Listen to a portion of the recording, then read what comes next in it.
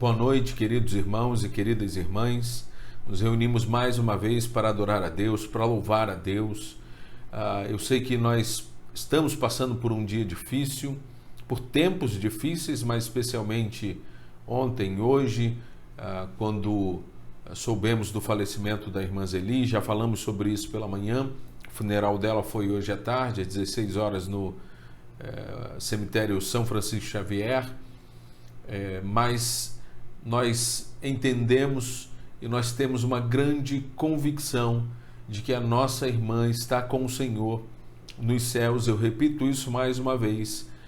Estamos seguros de que ela está desfrutando da eternidade com Deus, e isso deve nos consolar e nos confortar. Mas eu peço que você continue orando pelos filhos da irmã Zeli, por sua família, por seu ex-marido, pai dos seus filhos. Ele está internado, está no CTI, e precisa das nossas orações. Tantos outros irmãos carecem das nossas orações.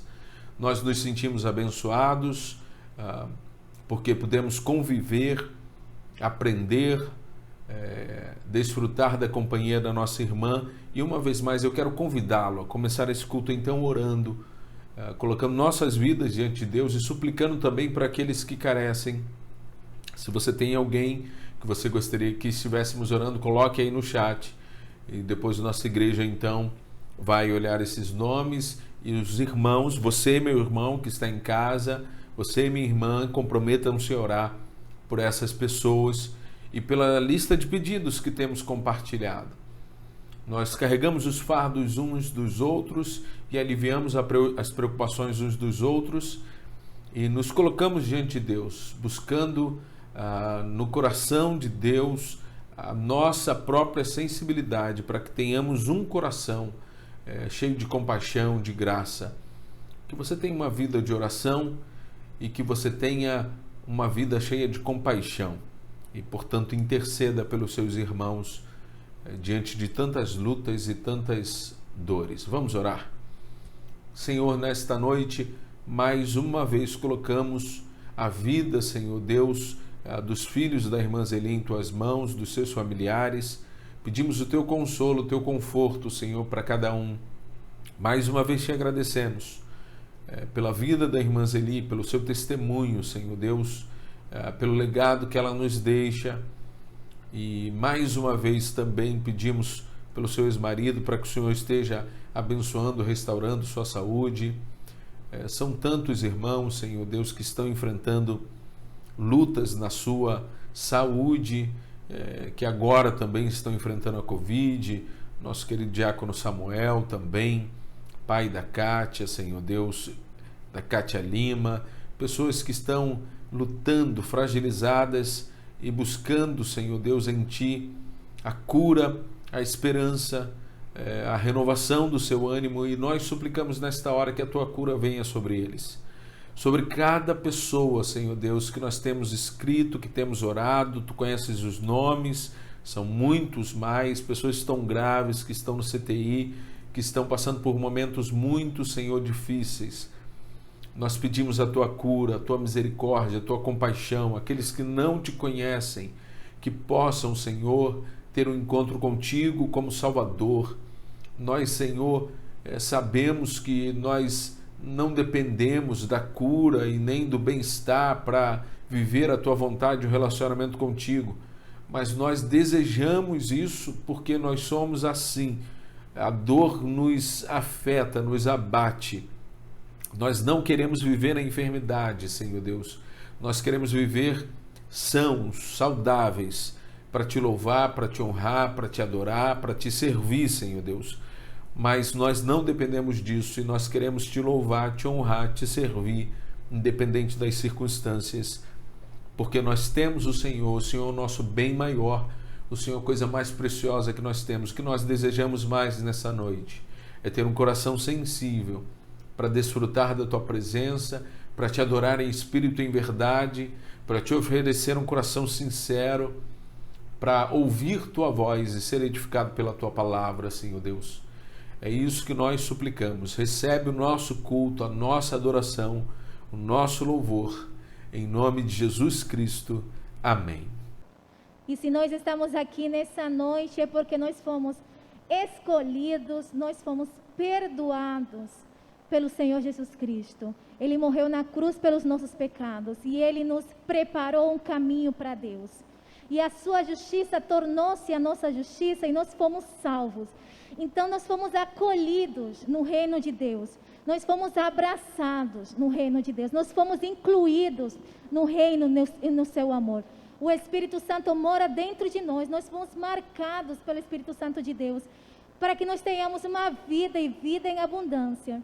Então nós temos vários motivos de gratidão nessa noite para louvar o nome de Deus e dizer: Senhor, eu sou quem o Senhor diz que eu sou. Eu sou a tua filha remida pelo sangue do Cordeiro de Deus.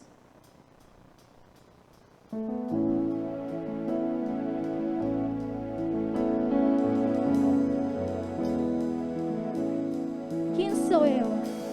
Quem sou eu para que o grande Rei me receba assim?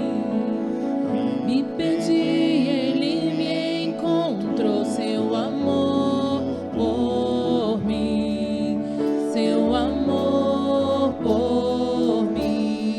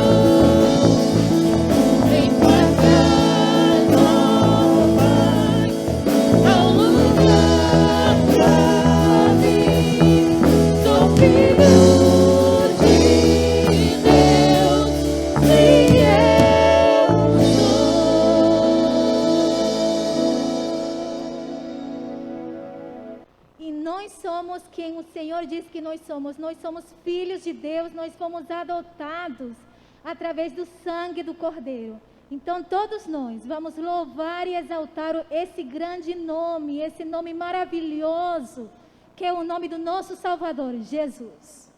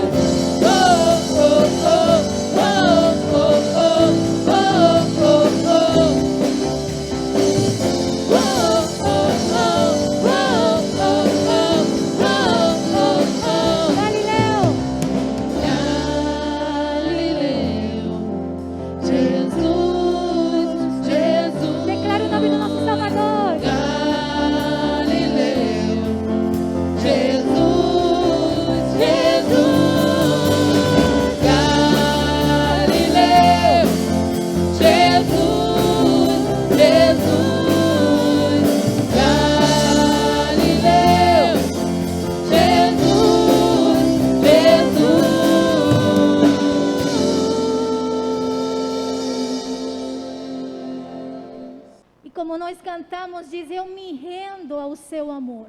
A cada dia nós precisamos render a nossa vida ao amor de Deus, porque é o amor de Deus que nos acolhe, é o amor de Deus que nos acompanha, é o amor de Deus que nos fortalece, é no amor de Deus que nós encontramos alegria para o nosso dia a dia, mesmo em meio a tantas lutas, dificuldades, problemas que nós atravessamos nesse tempo que nós estamos vivendo. O amor de Deus ressurge e o amor de Deus nos abraça, e no amor de Deus que nós encontramos o contentamento, a plenitude que nós precisamos para as nossas vidas. Então, eu descanso em Ti. Nós vamos declarar isso. Eu espero em Ti. Eu te adoro, Deus de amor.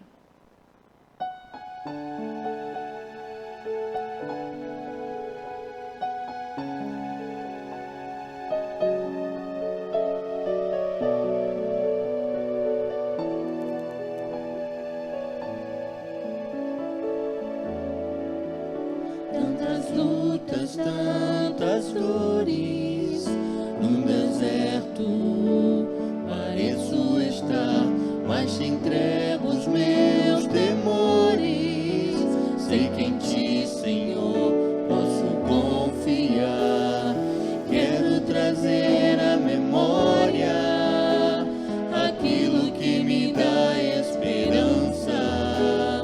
Quero trazer à memória aquilo que me dá esperança.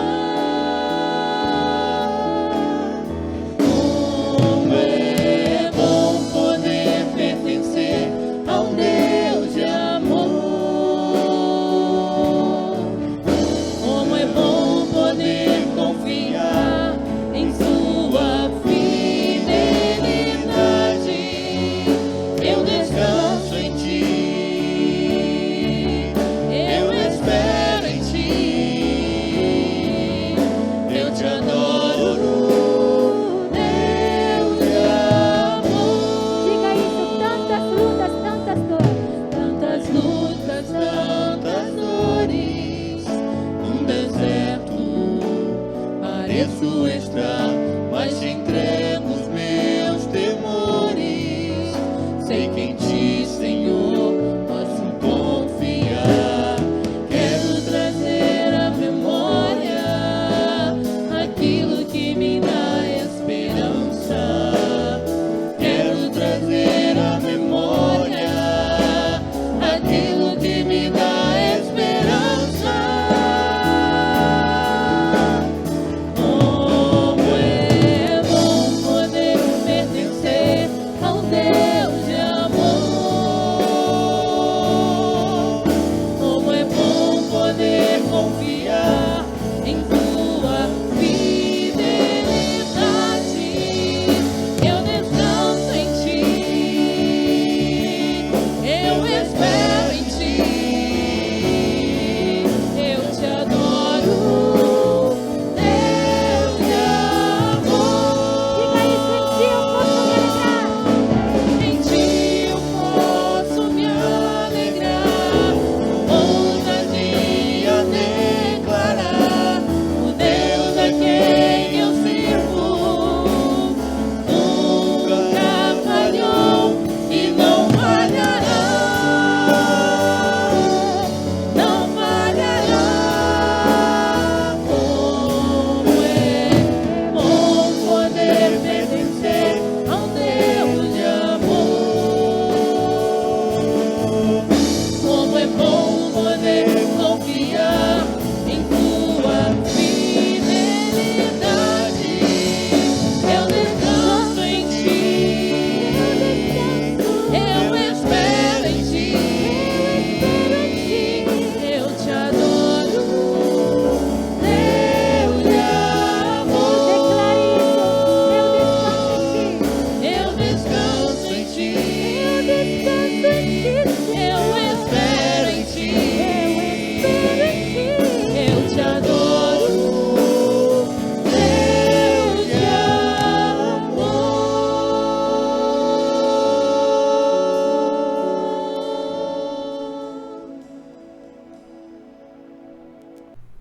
Como é bom saber que o nosso Deus é um Deus de amor. Como é bom poder confiar e esperar no Senhor. O amor de Deus por nós é incondicional. O amor de Deus por nós não pode ser medido.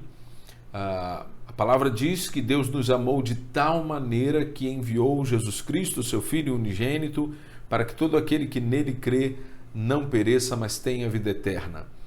O amor de Deus possibilitou que Jesus viesse até nós, vivesse entre nós, morresse na cruz, ressuscitasse ao terceiro dia, para nos dar perdão, salvação e vida eterna. O nascimento de Jesus, então, foi o nascimento mais importante de toda a história da humanidade. E a palavra diz que o nascimento de Jesus aconteceu na plenitude dos tempos.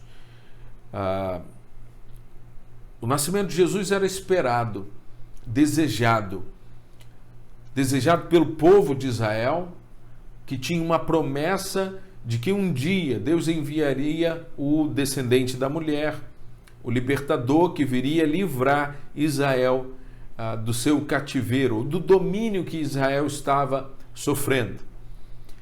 Israel estava dominado por Roma na época do nascimento de Jesus, a gente vai ver isso melhor. Mas eu queria que você lembrasse que não só Israel esperava o Messias, mas outras pessoas em outros lugares, em outras culturas e nações também esperavam. Isso a gente pode perceber por causa do relato que diz que haviam magos do Oriente que estavam também pesquisando, estudando e aguardando a vinda do Messias. Eles foram conduzidos por Deus até Belém para poderem visitar Jesus e adorar Jesus e dar a Jesus presentes. Eles foram guiados por uma estrela, um evento astronômico extraordinário, miraculoso que os guiou. A gente entende que então, em outros lugares do mundo, o nascimento de Jesus era esperado. O apóstolo Pedro diz, inclusive, que os profetas ao longo da história, eles estavam tentando descobrir quando isso iria acontecer. Na carta de Pedro, a primeira carta, capítulo 1, versos 10 e 11, diz assim: foi a respeito dessa salvação que os profetas que falaram da graça destinada a vocês investigaram e examinaram, procurando saber o tempo e as circunstâncias para as quais apontava o Espírito de Cristo que neles estava, quando predisse a vocês os sofrimentos de Cristo e as glórias que se seguiriam a aqueles sofrimentos. Pedro diz então que os profetas investigavam, os profetas examinavam as Escrituras e os acontecimentos. Diz ele então que o tempo e as circunstâncias eram objeto da investigação, do exame dos profetas, e a compreensão que eles tiveram dos tempos e das circunstâncias foi dada pelo Espírito de Cristo que neles estava. O Espírito Santo que ao longo da história esteve sobre os profetas e sobre aqueles que também eram fiéis ao Senhor. Os conduzia à compreensão e eles puderam escrever a respeito da vinda do Messias, e eles puderam relatar as promessas dadas por Deus a respeito da vinda do Messias. O Espírito Santo também revelou ao apóstolo Paulo, agora já depois da vinda do Messias, mas revelou ao apóstolo Paulo quais foram essas circunstâncias. E o apóstolo Paulo chama esse tempo da vinda de Cristo da plenitude dos tempos. Veja o que diz o que o apóstolo escreveu aos Gálatas, capítulo 4, versos 4 e 5. Mas vindo a plenitude dos tempos, Deus enviou o seu Filho, nascido de mulher, nascido sob a lei, para remir os que estavam debaixo da lei, a fim de recebermos a adoção de filhos. Paulo então olha para eventos recentes, a vinda de Cristo, o ministério de Cristo, e ele é orientado e conduzido, inspirado pelo Espírito a afirmar que isto aconteceu na plenitude dos tempos. Esse tempo, obviamente, incluía não só o momento do nascimento de Jesus, mas todo o período da sua vida, sua morte na cruz, sua ressurreição e até a sua subida aos céus. Paulo também escreve em Efésios, ou aos Efésios, a respeito do mistério da vontade de Deus que tinha sido revelada na dispensação da plenitude dos tempos. Isso está em Efésios 1, de 7 a 10. O texto diz assim: nele temos a redenção por meio do seu sangue, o perdão dos pecados, de acordo com as riquezas da graça de Deus, a qual ele derramou sobre nós com toda a sabedoria e entendimento, e nos revelou o mistério da sua vontade, de acordo com o seu bom propósito, que ele estabeleceu em Cristo, isto é, de fazer convergir em Cristo todas as coisas, celestiais ou terrenas, na dispensação da plenitude dos tempos. Paulo então vai considerar também que a vida, o ministério, mas a morte de Cristo, Deus faz convergir em Cristo toda a existência, a realidade e a salvação de todos, e a possibilidade que Paulo fala a respeito do mistério. Esse mistério tem relação com a salvação dos gentios, ou a unidade daqueles que não eram povo de Deus, não eram de Israel, com o povo de Israel, agora numa única família. Então o mistério é que Jesus veio reunir a família de Deus, independente da raça, independente da nação.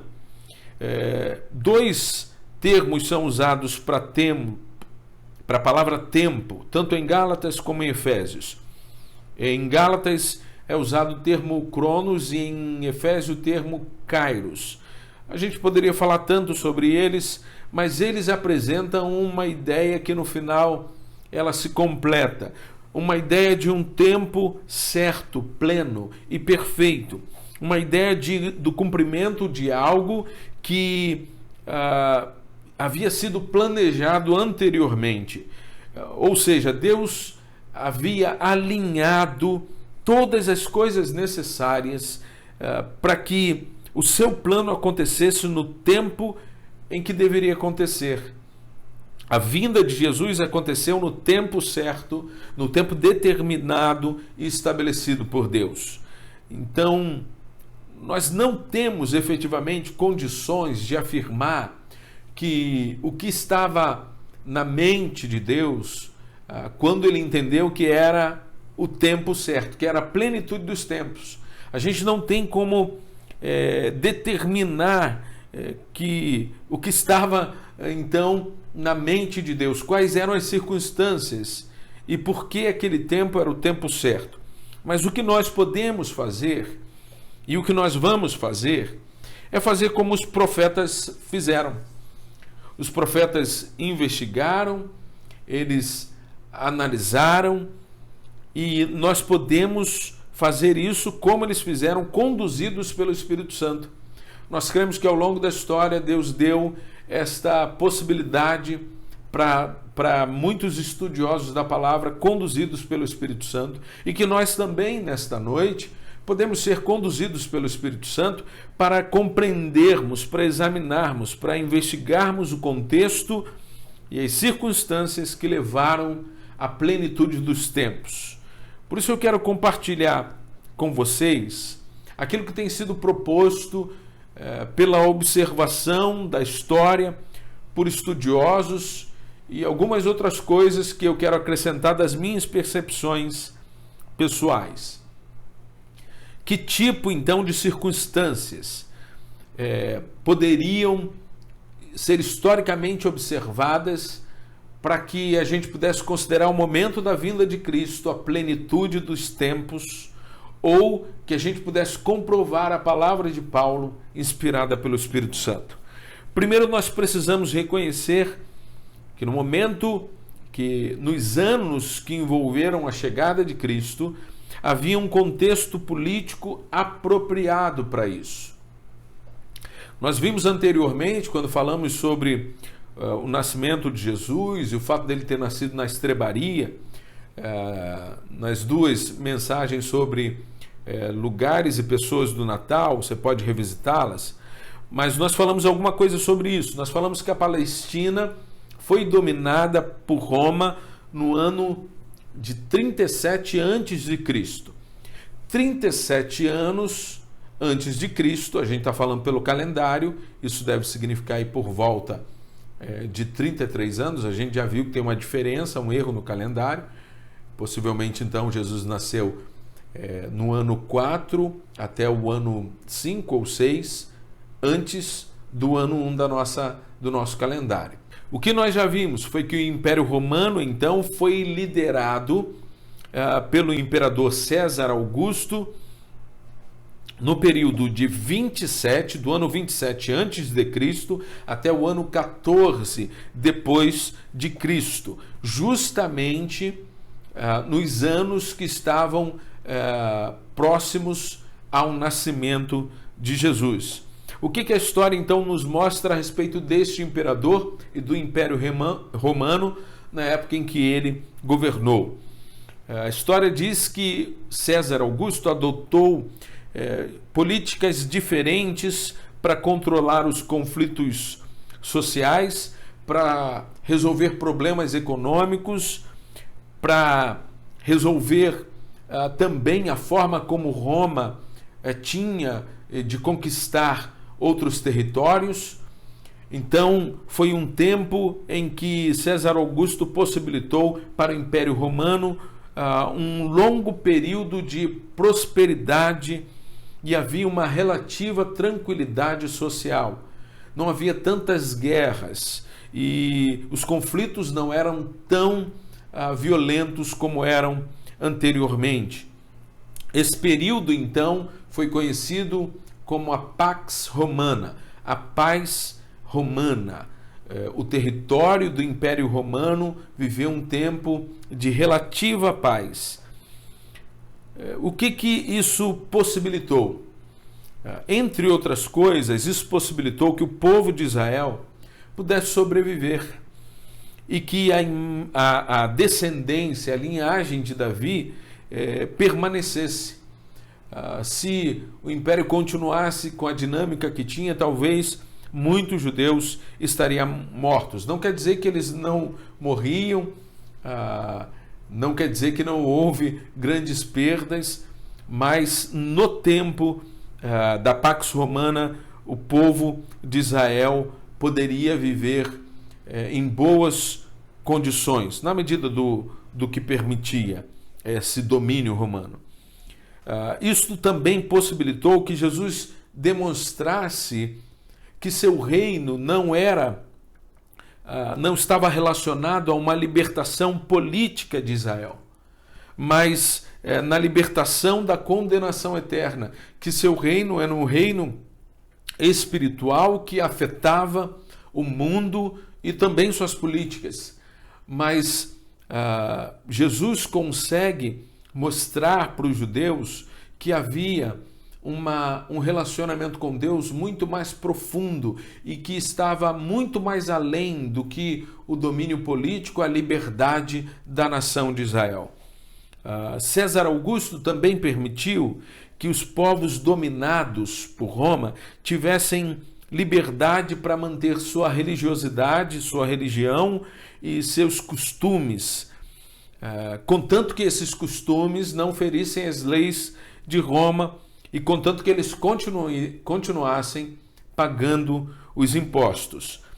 E, de alguma maneira, esta política de liberdade permitiu que Jesus pudesse pregar, que Jesus pudesse levantar como líder, como mestre, e pudesse falar do amor de Deus e trazer uma interpretação mais profunda das Escrituras, e que ele pudesse fazer isso, e que ele pudesse alcançar as pessoas com uma certa liberdade.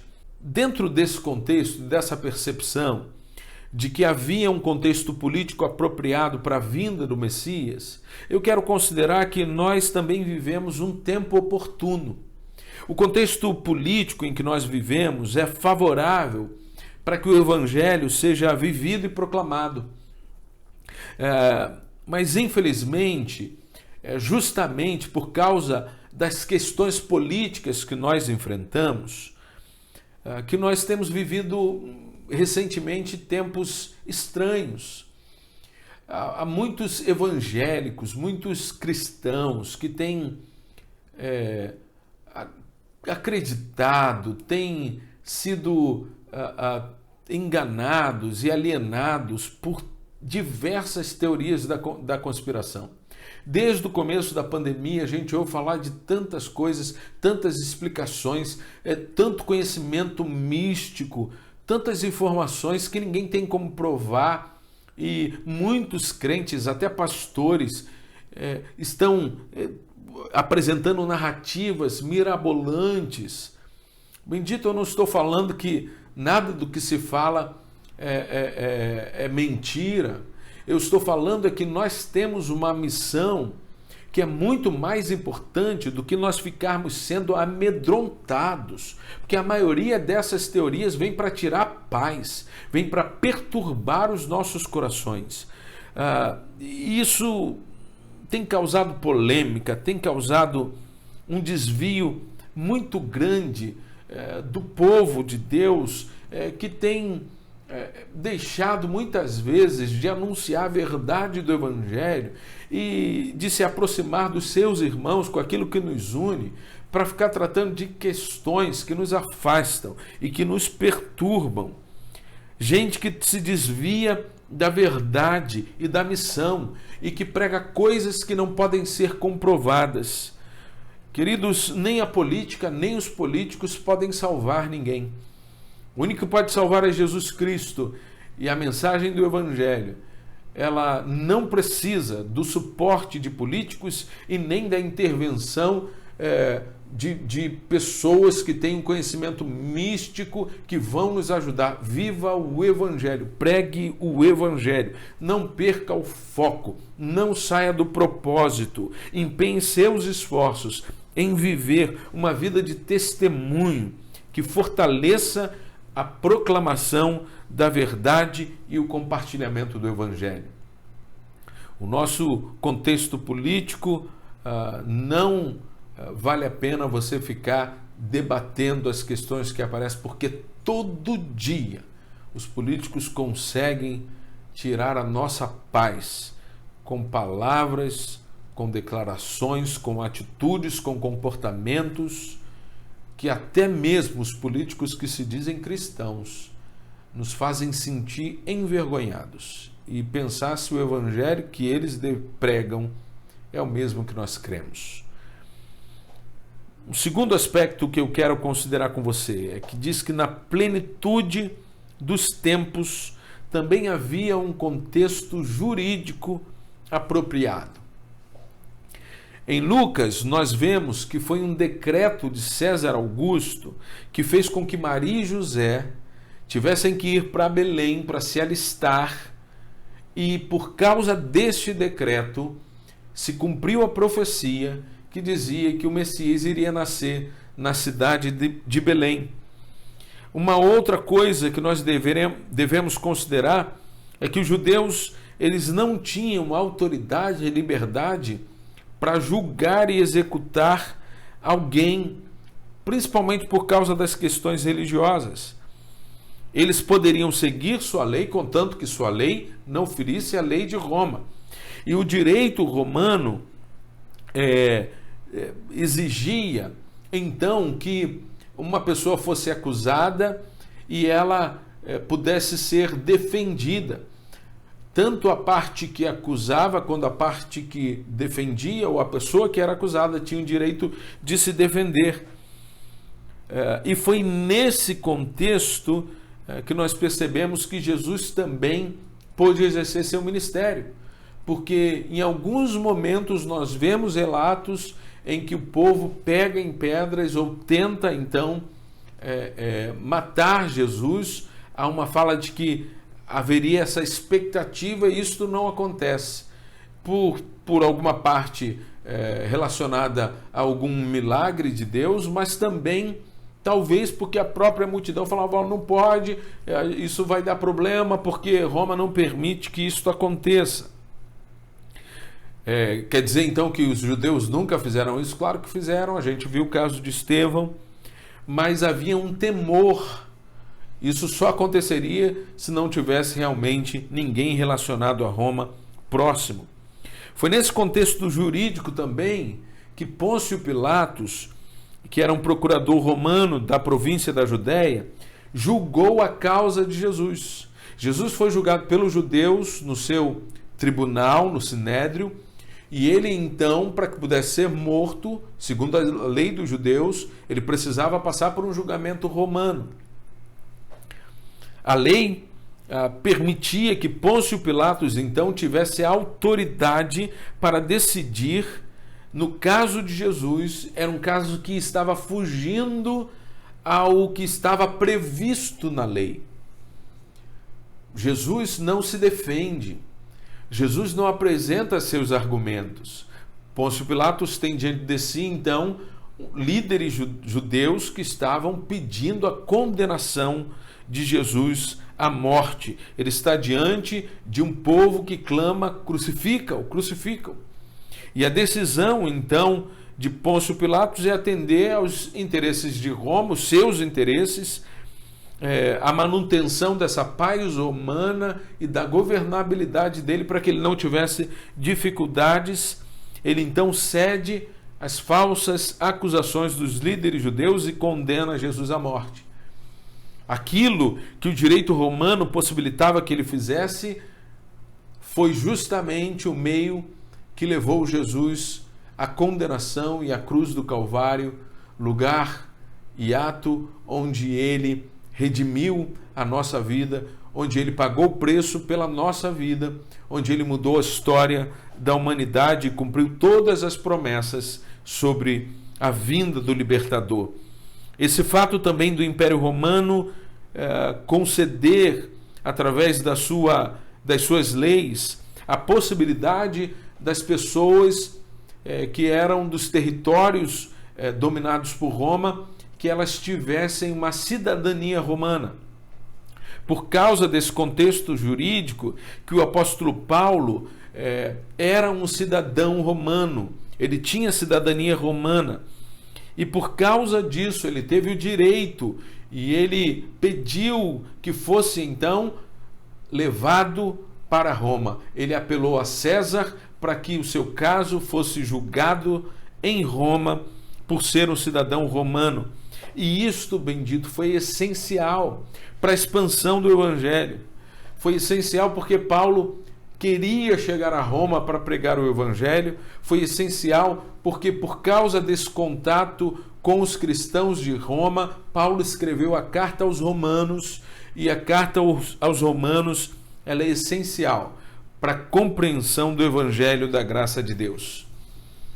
Observando esse contexto, amados, eu quero lembrar a você que nós estamos também no tempo oportuno. Nosso país é um país livre, as nossas leis garantem a liberdade de expressão e a liberdade de religião. Nós podemos viver o Evangelho, nós podemos pregar o Evangelho. Nossas igrejas estão abertas, não estão todas abertas nesse tempo por causa da pandemia, mas nós podemos publicar vídeos, mensagens, nós podemos abordar pessoas, nós podemos falar, nós podemos colocar um som e anunciar a salvação. E nós precisamos aproveitar esse tempo, porque talvez não tenhamos essa liberdade para sempre. Eu queria chamar a sua atenção para as leis em outro contexto. As leis são um braço de Deus. As leis do nosso país, as boas leis, elas devem ser seguidas. É o fato de alguém seguir a lei que esta pessoa é considerada alguém de bem, alguém que é um bom cidadão, alguém que é um bom exemplo.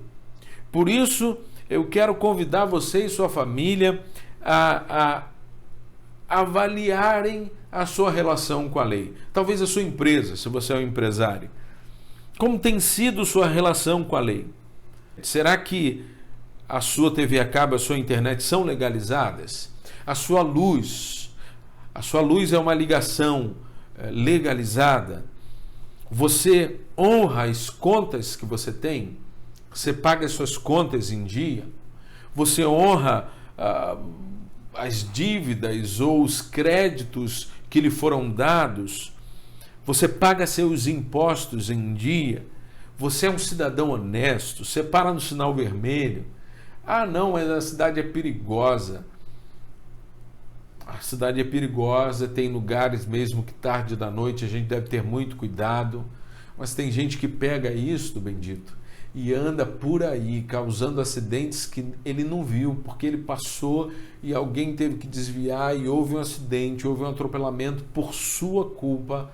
Eu espero que não seja a sua culpa e que você não viva assim. As leis do país nos ajudam a sermos boas pessoas, bons cidadãos.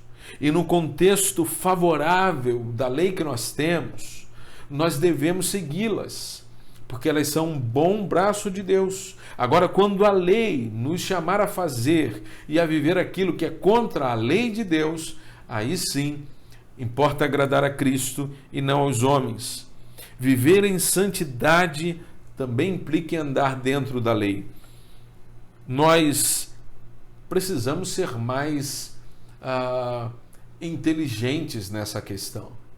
O mundo está olhando para nós. Cada vez que nós descumprimos a lei, por exemplo, uma igreja que depois das 10 horas da noite coloca um som alto numa comunidade, e aí tem gente que diz, mas o pessoal aí do baile coloca e ninguém reclama. Nós não somos do baile. O dono do baile é outro. Os interesses do baile são interesses de Satanás, a igreja de Cristo. E as boas leis que existem são para a igreja e para os que não são da igreja. Então, nosso testemunho deve ser esse: nós fazemos o que é certo, nós agimos de acordo com a lei, para que nós possamos dar exemplo e para que a nossa pregação não seja comprometida e que a gente não venha ser daqueles que diz, olha, ouça o que eu digo, mas desconsidere a vida que eu levo. Nós precisamos ser santos e também devemos buscar a santidade no cumprimento da lei. Uma outra coisa importante que a gente considera que faz parte dessa plenitude dos tempos: havia uma infraestrutura e uma logística desenvolvida por Roma. Roma começou a construir as estradas 300 anos antes de Cristo. A sede do império tornou-se então um ponto de referência. Quando a gente diz Roma, a gente diz o Império Romano começou a construir as estradas. As estradas romanas, além de possibilitar a comunicação e o acesso aos territórios dominados pelo Império, elas facilitavam a movimentação das tropas, dos equipamentos militares. Essas estradas ligavam cidades, portos, ligavam bases militares, localidades importantes para o Império. E é por causa dessas estradas que há alguns ditados, entre eles, todos os caminhos levam a Roma. Roma também construiu, queridos, diversos portos para que a navegação facilitasse o transporte de mercadorias entre as regiões do Império. A engenharia romana também, nesse tempo, possibilitou uma série de invenções que facilitavam a vida e tratavam ou cuidavam de necessidades essenciais, mas também que facilitavam a locomoção e a comunicação. E todos esses pontos foram importantes. Toda essa infraestrutura com estradas e portos possibilitou que os missionários pudessem acessar muitas regiões e assim o evangelho pudesse ser expandido com maior rapidez. A tecnologia daquele tempo também possibilitou o uso de materiais ou intercâmbio entre territórios de recursos, de tecnologias, que tornaram mais acessível aqueles que escreviam registrar os seus escritos. Não era algo tão comum. E nesse tempo, então, ficou muito mais fácil escrever e confeccionar os textos do Novo Testamento e a cópia desses textos, por causa desse tempo tão propício à comunicação e à facilidade desta comunicação e desta locomoção no Império Romano. Amados, nós precisamos compreender que o Evangelho precisa chegar a lugares onde nós não conseguimos ir. Hoje não há nenhum impedimento para que a gente chegue em nenhum lugar do mundo. O único impedimento é ter o dinheiro para comprar uma passagem aérea, o único impedimento é a disposição de passar dias e noites dentro de um barco até que ele chegue a um destino. O impedimento que existe é falta de gente com coragem para abandonar sua cidade, muitas vezes sua família, para pregar o evangelho em lugares distantes, em outras culturas. Nós precisamos, portanto, valorizar a obra missionária, porque este é um tempo oportuno para que o evangelho seja pregado. Nós precisamos levar o evangelho a lugares que não conhecem a verdade do amor de Cristo, da graça de Deus. Nós precisamos ser mais dedicados e envolvidos na obra missionária. Nós precisamos nos envolver com oração, com sustento dos missionários, com conhecimento dos desafios missionários da nossa cidade, do nosso país e de tantos lugares do mundo. Mas nós também, bendito, precisamos ser os missionários que Deus quer enviar.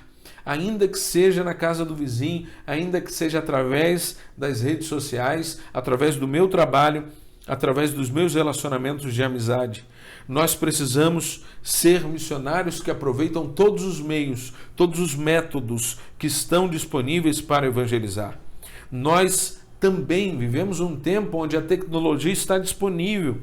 A tecnologia é algo extraordinário que possibilita que nós venhamos a criar meios, maneiras, imagens, vídeos, textos que podem ser compartilhados com pessoas em todo o mundo. Mas honestamente, que tempo estranho.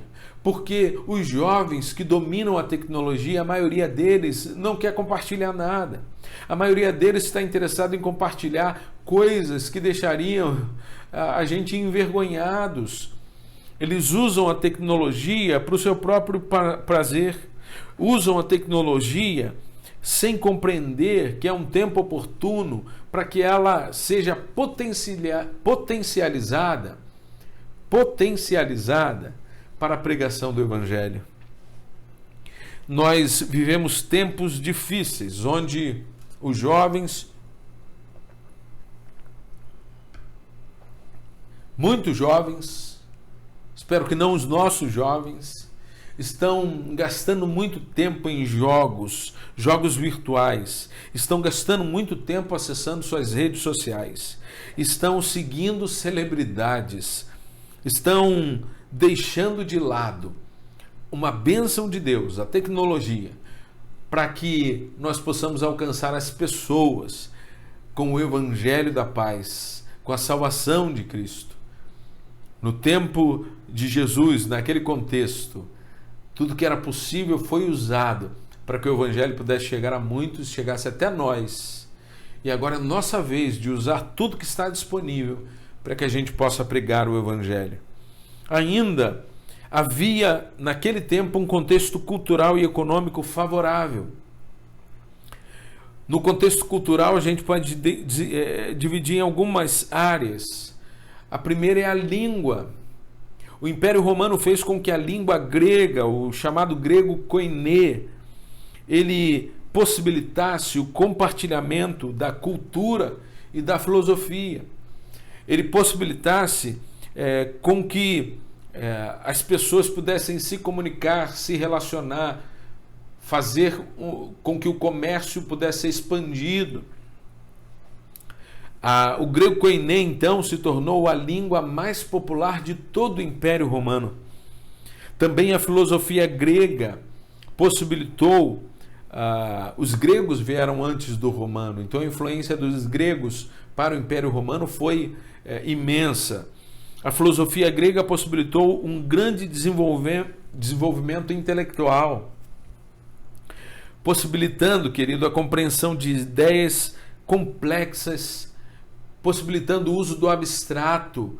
Eu sei que você acha que isso não é importante, mas isso foi essencial para que os textos do Novo Testamento a respeito do Evangelho pudessem ter uma compreensão mais profunda. A mente dos judeus e os textos do Antigo Testamento tinham uma ideia, tratavam as questões de forma muito concreta. E agora, no Novo Testamento, nós podemos trabalhar vários aspectos do Evangelho a partir desse conhecimento da filosofia grega. Também os romanos haviam estabelecido um grande fluxo de comércio entre os territórios ocupados, e isso possibilitou a aquisição, como eu já mencionei, de materiais de escrita, materiais para confecção de textos. Todas essas circunstâncias, nesse contexto cultural e econômico, possibilitaram que o Evangelho fosse pregado e proclamado em muitos lugares. Possibilitaram que a linguagem fosse compreendida e as palavras do Evangelho pudessem chegar, sejam porque um missionário chegou a algum lugar e pregou na mesma língua que eles entendiam, seja porque uma carta, um escrito chegou.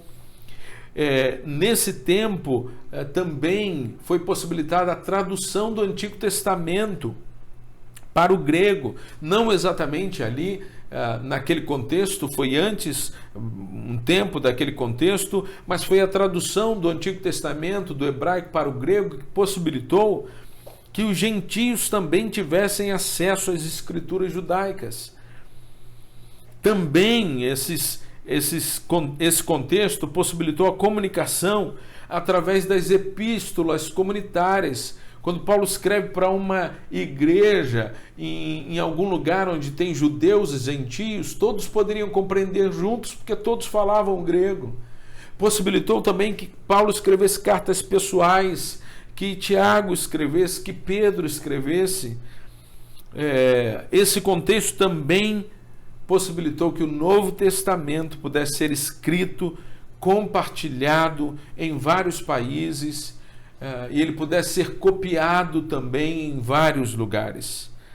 Dentro desse contexto tão importante para a pregação do Evangelho, lá na plenitude dos tempos, na vinda de Cristo, eu quero trazer para o nosso contexto a necessidade de nós aprendermos que Deus continua contando conosco e querendo usar nossas vidas para comunicar o Evangelho. O problema é que muitos de nós estão acomodados no conhecimento que já adquiriram. O problema é que nós temos um grande número de jovens acomodados que não gostam de estudar, não veem crescimento acadêmico e intelectual como algo importante. Não entendem que o Evangelho deve ser pregado em contextos diferentes, de formas diferentes, por pessoas em posições sociais diferentes. Nós precisamos de jovens que tenham interesse em fazer medicina, em se tornarem doutores, em fazer pós-doutorado, gente que seja professor de universidades para influenciar a vida de muitos, gente que sejam juristas, ministros, bons políticos, sim. Precisamos de gente em todos os lugares da sociedade, gente com uma capacidade intelectual diferenciada para honrar a Deus, para glorificar a Deus. Mas eu não sei o que acontece nesse tempo que tem jovens que nem querem fazer uma graduação, não querem entrar na faculdade, estão satisfeitos, acomodados, não entendem que Deus nos chama para sermos excelentes em tudo que for colocado em nossas mãos. Você que é jovem, você que é junior, você que é adolescente, Deus quer que você seja o melhor, sim. Estude, se dedique, faça a sua parte para que Deus possa usar você de maneiras diferentes e alcançar pessoas em lugares diferentes. Quer dizer então que a pessoa que é humilde não vai fazer a obra de Deus, não vai ser usada em outros lugares? Bendito. Sim, muitas vezes quer dizer isso. Sabe por quê? Nem naqueles lugares, ela não tem ideia de que lugares são esses e de que pessoas são essas.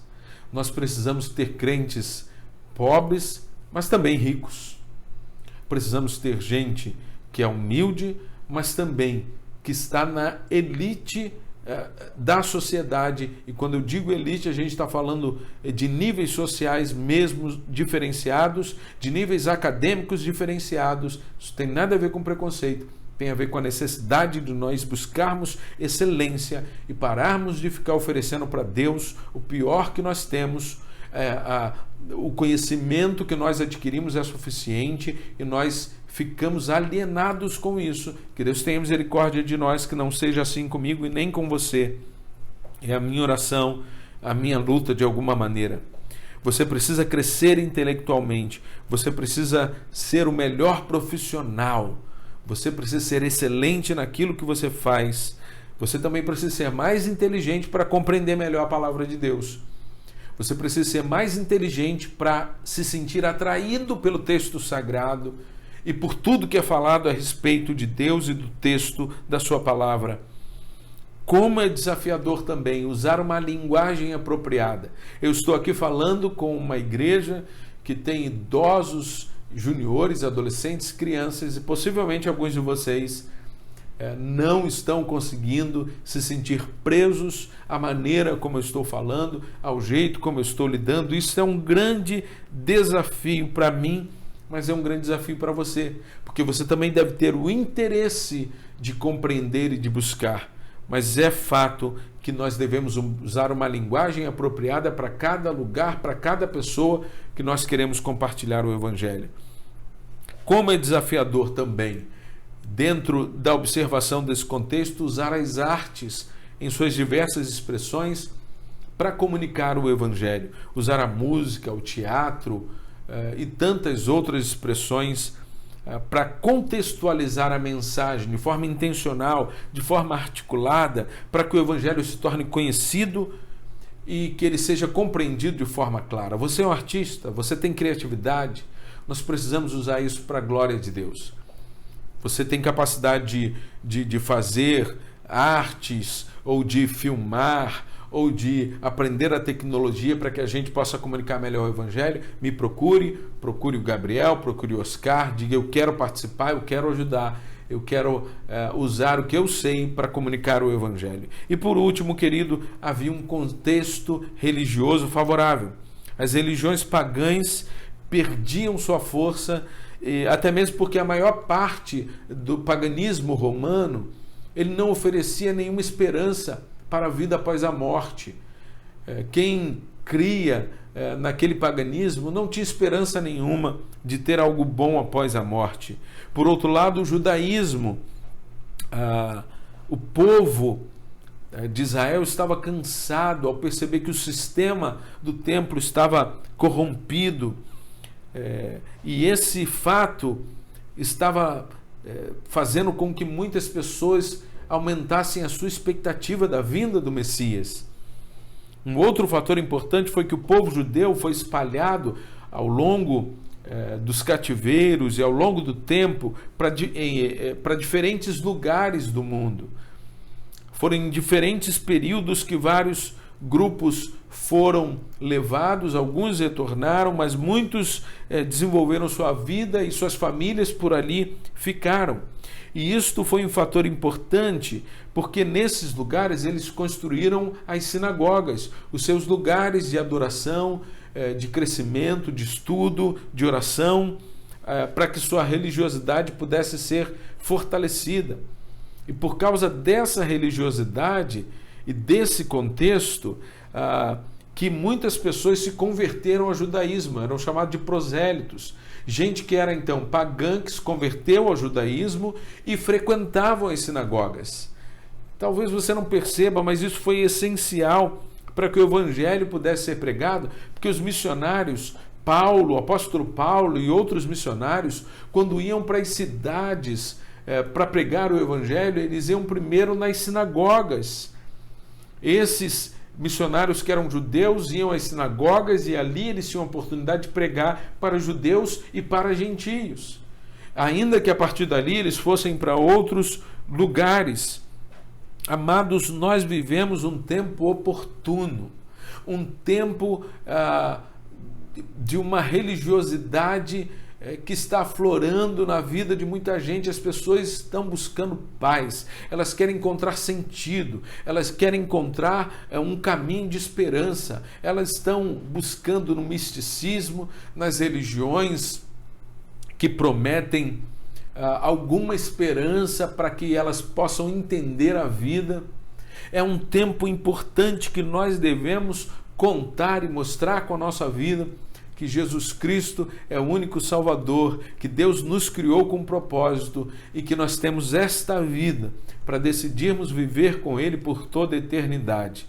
Eu sei que eu falei de muitas coisas, eu sei que eu falei de coisas que você talvez não tenha conseguido acompanhar, mas eu queria te dizer que o mesmo Espírito que se manifestou na vida dos profetas para que eles investigassem e percebessem e avaliassem os tempos e as circunstâncias, ele está em nós. E nós precisamos ter sabedoria para avaliar o tempo em que vivemos, as circunstâncias nas quais estamos e a urgência que temos de viver um evangelho, de ter uma vida de santidade, um relacionamento profundo com Deus, para que possamos proclamar com autoridade o evangelho, para que possamos usar todas as circunstâncias favoráveis para que o evangelho possa chegar à vida do nosso vizinho e à vida de pessoas que estão a milhares de quilômetros distantes de nós. Nós precisamos ser usados por Deus. Minha oração é que Deus use a sua vida, que você se coloque à disposição de Deus. É bem verdade que há mais um contexto, mas esse contexto nós não vamos falar hoje. A gente vai falar na semana que vem. Mas eu oro para que o Espírito Santo complete esta palavra no seu coração, para que ele faça você compreender e ter mais interesse e entender o momento oportuno que estamos vivendo e que você possa então buscar ser usado por Deus e ser um instrumento de Deus para a salvação de muitas vidas. Que Deus abençoe você e se você ainda não entregou sua vida a Jesus, que você possa fazer isso, que hoje é um tempo de salvação para você. Que Deus abençoe você com a paz, com a alegria e com a graça de Cristo. Eu oro assim em nome de Jesus. Amém.